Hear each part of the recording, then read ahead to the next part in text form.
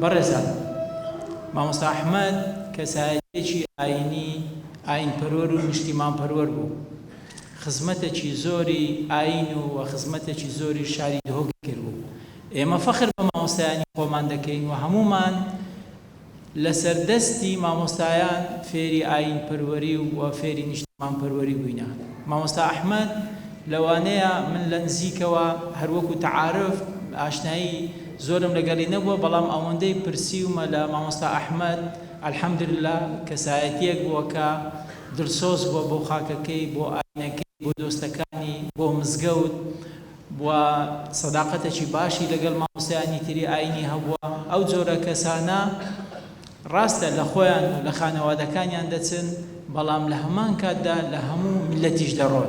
مخابنی و مەلا ئەحمەد ژیە خۆی بهاریدا وەغەر کرد، ژیەک پری بەرهەم جوان بەرهەمان ئەف پەرتوکا گازیên ser minberê ku bi sê bergan pêk têtin û nêzîkî 200 guterên eyniyan kirîne nivîsan dibine berhemê 3 salan ji xebata pitirî 20 salan tûmarkirina gutarên xwe da. Ev berheme dê bîte êkem berhemê gutarên nivîsayî li dihokê belav bît, em jî wekû diyarî dê pêşkêşî wekeyin.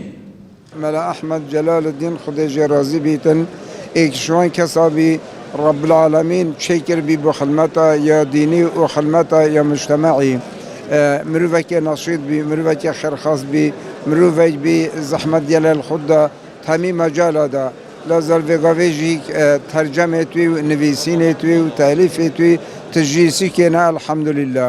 وەکێ دیژی خێرخواز بی گەلە مرۆڤێکی شیرین بلدە فەڤاڵە ئەوێ وەکو هەڤاڵین یەوی کرد خودی جێ راز بی و وەختی مرۆڤ بەرە خوددا تێ وەختی وەکو هاتیە شەهید کردن ئەو مرۆڤێت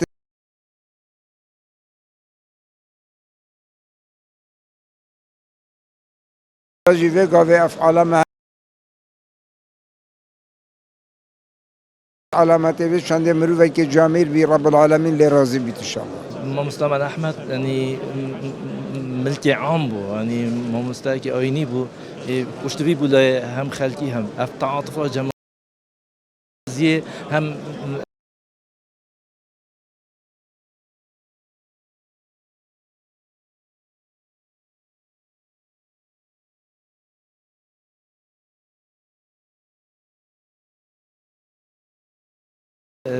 يعني ولكن بتر تعاطف جماهيري اف خربا بنا دور كوم بيدن ام سپاسيان خلقي كاين هميا ايك امودان بنا ام سپاسيان كاين ابيت بيواندي كيرين فيان بين ونشيان بين اشبرها اگر که هیچ کی زانين سپيده وقت دوامه يعني حضور ده زحمت بي بس جلب هم دام سپاسيان هميا كاين.